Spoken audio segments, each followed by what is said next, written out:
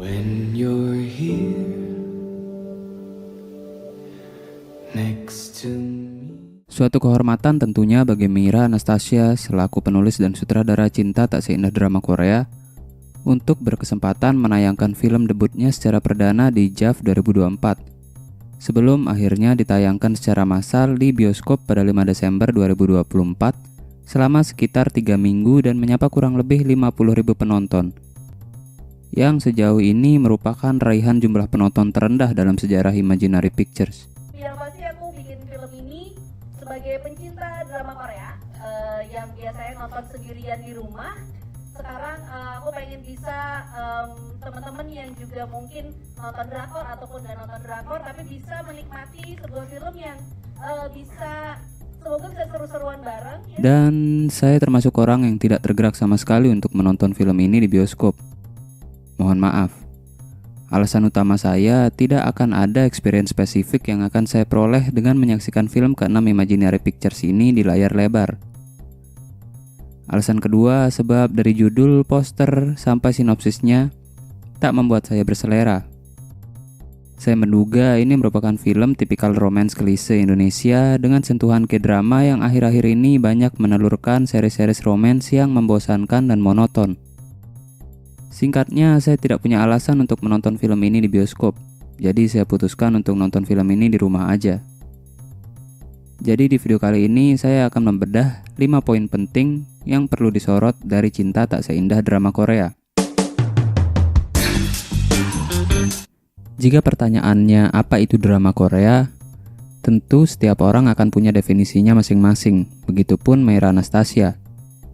Tapi sulit untuk mengkorelasikan definisi Meira lewat film ini dengan narasi K-drama jika mengesampingkan elemen-elemen sinematiknya. Hal ini membuat penyematan drama Korea pada judulnya jadi tak begitu substansial. Apalagi Korea tengah berusaha keluar dari identitas kisah-kisah cinta monotonnya. Terbukti lewat Moving atau Squid Game misalnya. Sayangnya, di film ini, Meira masih mengaitkan drama Korea dengan romansa klise. Seperti misalnya si tampan dan si cantik, cinta segitiga, atau si kaya dan si miskin yang sulit untuk disebut identitas drama Korea. Jika dibandingkan dengan judul serupa yang mungkin juga jadi inspirasi judul film ini, yakni Jatuh Cinta Seperti di Film-film arahan Yandy Lawrence, yang kebetulan produksi Imaginary Pictures juga, lebih bisa disebut sebagai pemberian judul yang tepat. Selain judulnya yang catchy di mata penonton awam, judul film Yandy juga mengundang rasa penasaran penggila dan pegiat film. Dan memang Yandy menepati janjinya.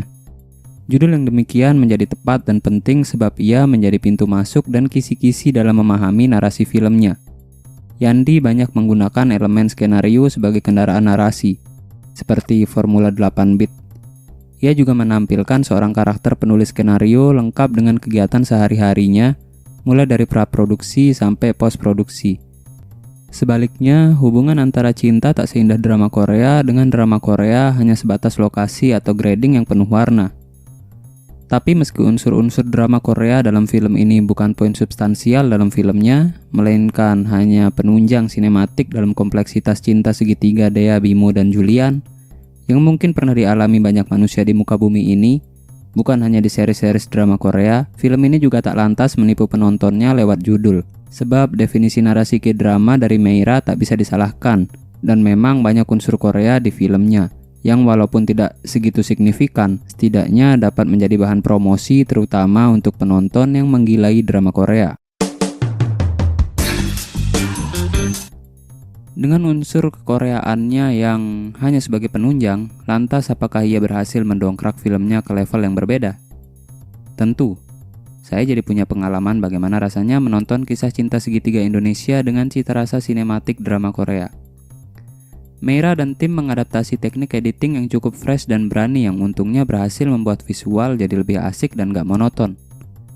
Editing dan sinematografi yang sedikit akrobatik dan colorful ini juga mempererat jalinan budaya sinematis drama Korea ditambah eksplorasi kotanya. Selain menampilkan landscape Korea sebagai setting dominan film ini, Meira juga memaksimalkannya dengan menggandeng aktor legendaris Korea, Sung Byung-suk, yang sudah malang melintang jadi karakter ibu atau nenek di banyak film dan series Korea. Keterlibatan aktor Korea tentu semakin menegaskan film ini sebagai film yang Korea banget. dalam beberapa aspek. Dan untungnya meski hanya sebagai cameo, Byung-suk tampil dengan performa terbaiknya. Tak cukup sampai di situ, nuansa Korea juga dibangun lewat soundtrack lagu-lagu populer Indonesia yang ditranslasi ke bahasa Korea. Penempatan soundtrack ini di momen-momen fun maupun krusial sesekali berhasil membuat saya kebingungan. Ini lagi nonton film Indonesia atau Korea? Cukup unik. Singkatnya, unsur Korea di film ini digarap dengan serius untuk memaksimalkan pengalaman menonton, apalagi penonton K-drama. Meira tampaknya bekerja amat keras untuk meramu dialog di film ini. Sayangnya, hasilnya malah jadi nggak fluid.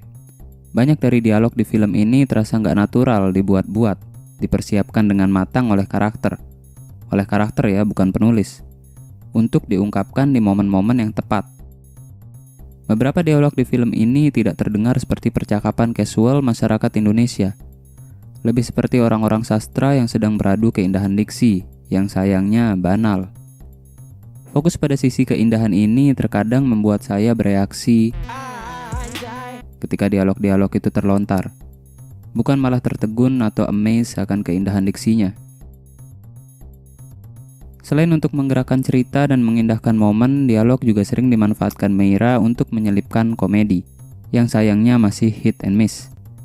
Tapi ya, memang sulit untuk lucu terus di tiap momen komedi sepanjang film. Toh selera komedi orang beda-beda. Disclaimer untuk poin ini dan poin selanjutnya akan banyak mengandung spoiler. Jadi kalau kalian belum nonton filmnya, 2 poin terakhir ini bisa di skip aja. Pengembangan karakter sepanjang film ini lebih sering mengagetkan ketimbang bisa dipahami. Cukup menimbulkan pertanyaan, bagaimana sebenarnya hubungan Dea dan Julian di masa SMA? Kok bisa pertemuan sesingkat itu tanpa ada lanjutan keputusan terkait arah hubungan mereka? Belum ada yang menyatakan perasaan, tapi bisa bertahun-tahun mempengaruhi hidup keduanya. Galaunya lebih 10 tahun. Sulit untuk saya mencerna. Pasalnya, mereka hanya bertemu beberapa hari untuk tugas fotografi, dan benih-benih cinta itu baru aja muncul dan belum begitu dalam. Kok bisa dia mengalami patah hati segitunya dan Julian menyesal segitunya? Ibaratnya itu hanya pertemuan sepintas di masa SMA. Selain hubungan Dea dan Julian, sikap karakter lain yang jadi pertanyaan adalah Tara.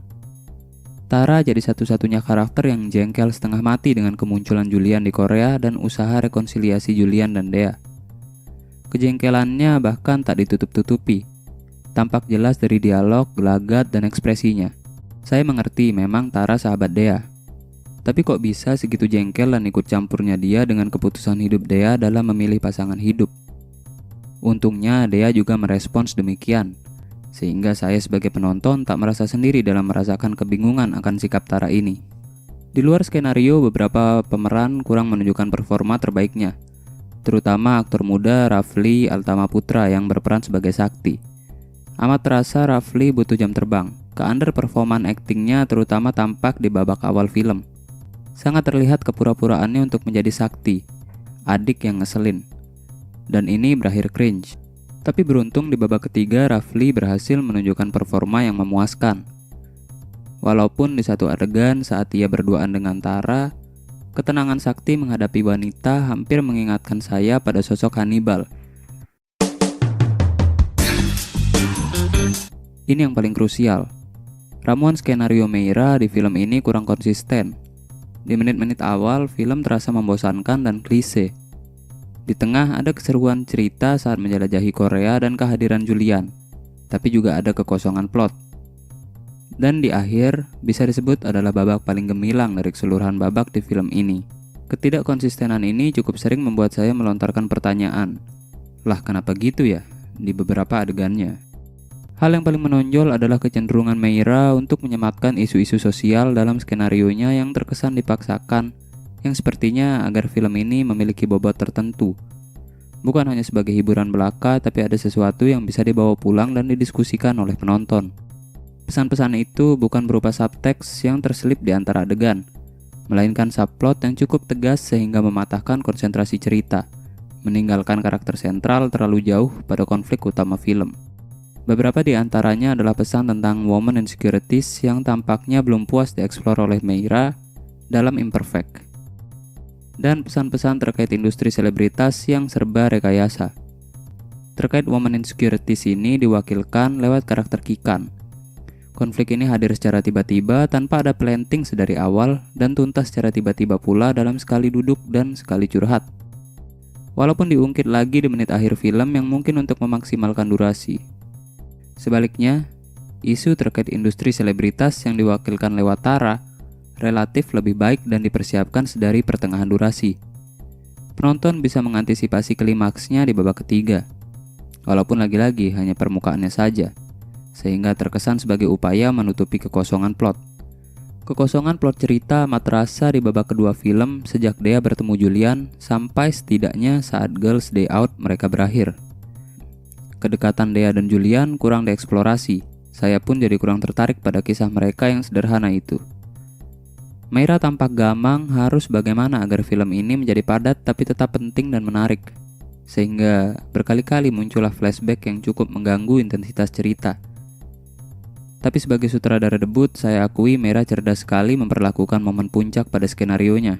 Seperti saat tahap bigger problem ketika Dea, Tara, dan Kikan bertengkar lantaran Dea tak memberikan jawaban atas lamaran Bimo. Dan di saat moment of truth, di mana masa lalu Bimo akhirnya terbongkar. Selain itu, barangkali juga karena peran Ernest, Meira cakap membangun dualitas moral para karakternya. Terutama karakter Bimo, walaupun bukan antagonis. Dan memang tidak ada antagonis di film ini, penonton dihadapkan pada pilihan yang sulit. Di satu sisi Bimo memang menyesali perbuatannya di masa lalu yang tak ia sengaja, yang telah menyebabkan kedua orang tua Dea meninggal. Tapi di sisi lain, Bimo menyembunyikan itu semua dan berbohong sebagai bentuk penebusan kesalahannya. Kita tahu Bimo salah, tapi kita tahu kenapa dia melakukan hal tersebut, dan kita paham perasaannya. Sayangnya hal itu tak dialami oleh Dea yang mampu mengambil keputusan dengan segera tanpa perdebatan batin. Jadinya penonton tidak punya teman dalam mengarungi kedilemaan itu. Well, itu dia beberapa hal yang menurut saya perlu disorot dalam film ini. Beberapa hal memang saya anggap sebagai kelemahan dan beberapa lagi saya anggap sebagai kelebihan film ini. Kalau kalian punya pendapat lain, komen di bawah. Sampai jumpa di video selanjutnya.